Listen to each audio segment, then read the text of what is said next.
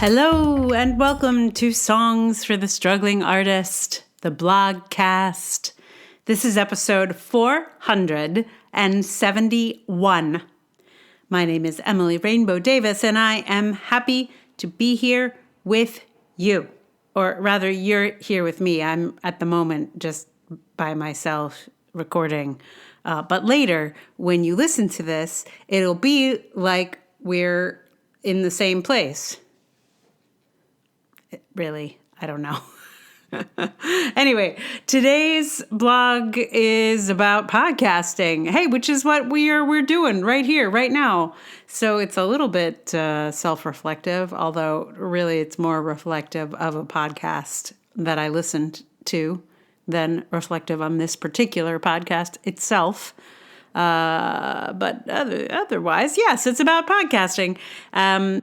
I don't name the podcast that I heard this podcast episode on, or nor the other podcast that it was sort of a visitor in the feed of. I can't even remember what the name of that podcast is, so I'm not going to tell you. But the podcast, I'll tell you here in anticipation of, in case you're like just going to spend the whole time going, but Emily, what podcast is it? And I'm just going to tell you, it was Hyperfixed. If you are familiar with Hyperfixed, it is made by, I believe, Alex Goldman. This is a guess. One of the guys from Reply All. They had a podcast that was a big hit over at Spotify. And they both now, there were two guys who hosted that show, and they both now have podcasts that are, I'm sorry, but they are almost identical. One is called Search Engine, and this one is called Hyperfixed. They're basically just kind of trying to do Reply All without each other. Whatever. I still listen to them. I listen to them both. But anyway, if you were wondering, if you read this and you were like, Emily, you did not name the podcast, I'm naming it for you now. It is Hyperfixed. I don't know if I'd recommend it. That's nice, isn't it? Well, you go listen to it. Find out. You tell me if you like it.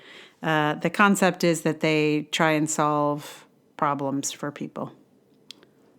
Anyway, this is a long intro to this blog about podcasting and advertising and who qualifies as a little guy. And here it is. It is called Money and the Little Guys in Podcasting. Usually, I skip the ads on a podcast, but I think I had my hands full, so I couldn't hit the advance button on this one episode. I figured the ads would be over in a minute or two, but they just kept going. Jesus, I exclaimed. How much money do you guys need? Not long after, they uploaded a crossover episode in which they tried to solve the problem of how to ask for money. It was a conversation between two successful podcasters about how hard it is to ask for money. And as an artist and a less successful podcaster, I am inclined to be sympathetic to the problem. No one likes to ask for money, except for the expert in development they brought in who seems to dig it. And in a country that doesn't fund things like the arts or media, it is a perpetual problem, even for the most successful. But throughout the podcast, no one mentioned the vast quantities of ads that usually accompanied the podcast. I started to feel crazy, like, why do you guys have to ask for money when you're clearly able to sell enormous amounts of ads? And I know how podcast advertising works. The more places are interested in advertising with you, the more you can charge for a placement. Some pay you extra to have the host say stuff about the product in organic advertising.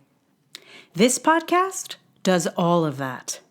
And then they also ask for money. When I saw this episode in the feed, I suspected that this conversation might be triggering for me. The host of the podcast with all the ads used to work at one of the most successful podcasts at one of the biggest podcast companies.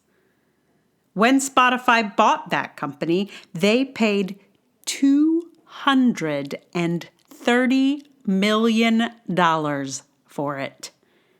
It was big news. This host came to that job from hosting a show on NPR, suggesting a long line of stable income, steady employment, and institutions with plenty of resources. I'm sure it's a shock to go from having everything paid for to suddenly not have anything paid for. To go from a world with complimentary coffee in a break room to not only no coffee, but no break room. It must be a shock. To go from having podcasting pay for not only your health insurance, but all of your colleagues as well. To start having to ask for funds to pay for the web hosting fees is rough. Spotify had deep pockets. No crowdfunding will ever get you $230 million. This particular episode made a lot of hay out of the idea that listeners can't tell the big guys from the little guys when listening to the shows. The thought was that listeners would be inclined to support the little guys. So it was important to make clear that these people were the little guys. But are they the little guys? I don't want to get into a little guy contest, but if it was me versus these two podcasts in the little guy race, I'm sure I would win. I've never worked for a major institution, never had a podcasting salary. I have no contacts, no benefits, and I have never worked for a multi-million-dollar media company. But I have put out 4 podcasts on next to nothing. And yes, I do know how hard it is to ask for money. As an indie theater maker, I've been asking for money since 2001. There's very little in that podcast episode about fundraising that I have not heard before. Anyway, I have a hard time accepting those particular 2 podcasters as little guys. Maybe compared to the institutions they came from, but not compared to actual little guys. I recognize that they've gone independent and that they don't have the resources they were used to. I'm sure that's very hard.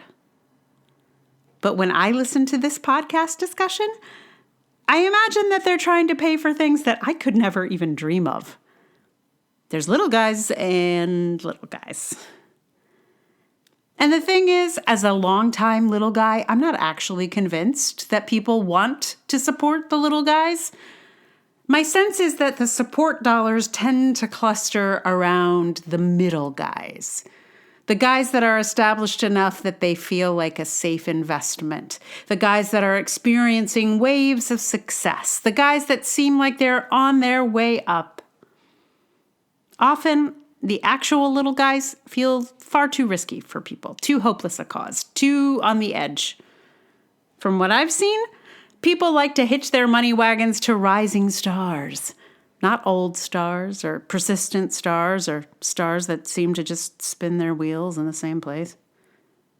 I think those 2 podcasters are exactly the middle guy on the rise that is the sweet spot for most donors. And I'm sure that episode was effective at getting those donors to step up. I congratulate them for finding an answer to their problem for the moment.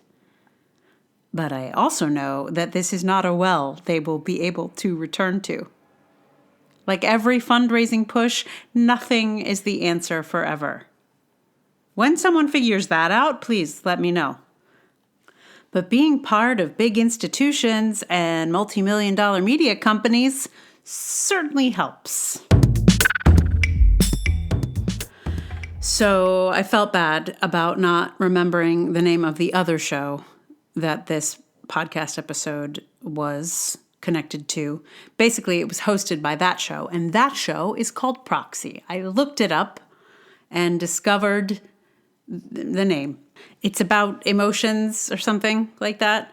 And the host is a former host of Invisibilia at NPR. So again, the legacy of kind of old legacy media happening here. Again, I understand that they probably don't have a lot of money, but I bet you they have a lot of people they can call to ask how to get it. I bet you they do. Anyway, middle guys, medium-sized guys, let's call that. I find it somehow helpful to think about it that way. I don't know, as a little guy. I don't know why it has to be guys also, but that's what they said, so I'm going with it. And probably I should mention that maybe you've noticed, but this podcast has no ads.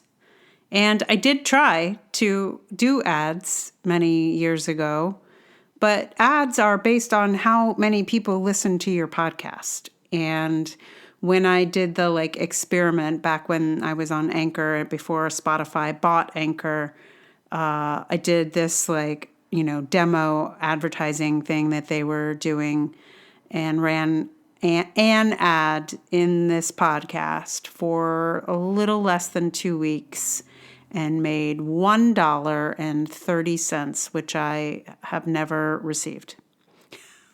So, I being able to sell ads or to make ads even be an effective way of supporting your podcast is a whole thing. And so the fact that these two podcasts can sell the big, common, I think there's BetterHelp ads, which everybody has right now on them. So I'm not saying you shouldn't have ads. I mean, if they can support you, go for it. They're sometimes annoying to listen to, but that's what I have a forward button for. And then, I don't know, I guess yes, it is hard to ask for money, but I feel like having ads and asking for money feels icky. Either ask for money or have ads. I ask for money, and I appreciate. Let's talk about that right here, right now. You can support this podcast with money. Several people do, and I am incredibly grateful to them. The way to do that is patreon.com/Emily R. Davis. There's also Ko-fi. There's PayPal. You can do a paid subscription on Substack if you feel like it. If you know another way that you like to give artists money, tell me about it. I'll get on. And I appreciate any other kind of support you can provide, like giving 5 stars in whatever podcast app you happen to be on, or writing reviews. Those are lovely. And mostly just, having you here, listening, making my listening stats go, woo! Appreciate that a lot. Thank you. So what song do I have for you? Well, I was thinking about advertising and whether there is a song about advertising. There are some, but not a lot. I feel like I've looked up advertising songs before, and maybe I've already done them, and maybe I didn't find anything. I don't remember. I couldn't find a new advertising song, but I did think of a song that I love that is a sort of advertising. It's kind of a love song, sort of, also. But technically, I think you could call it an ad. It doesn't function as one. It is a song that David Wilcox sings in concert. So it isn't. I don't know. Maybe they do run it as an ad, but in any case, I thought it would be a good, antidote to all this talk of ads, because it has a kind of an ad vibe, but is actually about something else. And I realized as I am telling you about it that I kind of got confused about what blog was coming up next.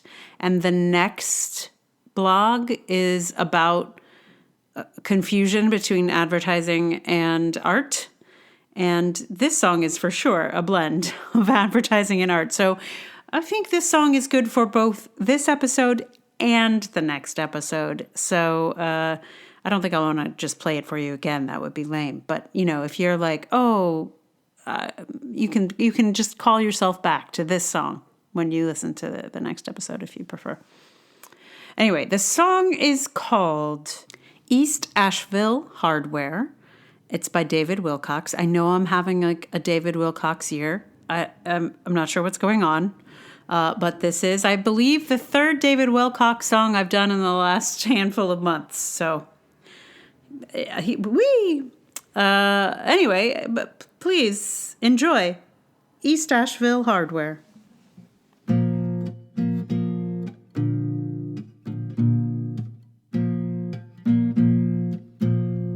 An angel appeared in a holy vision,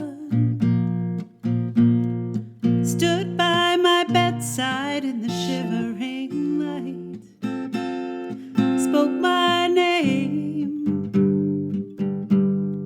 told me my mission. I could not believe I was hearing him right, 'cause he said, "Go, my son, go. Always go to East Asheville Hardware before you go to Lowe's.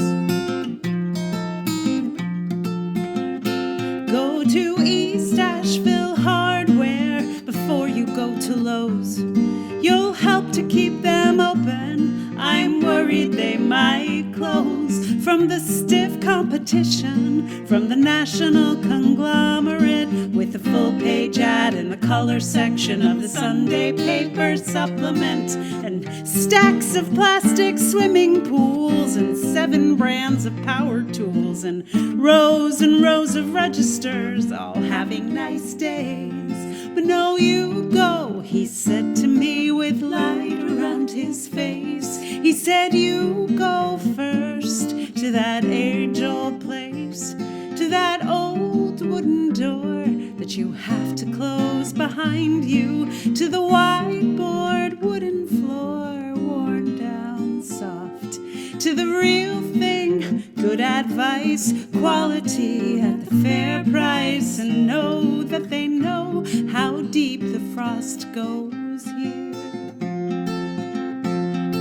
Sure, there's stuff you'll have to find at Patey's, Lowe's, or Sears, but go to East Asheville Hardware.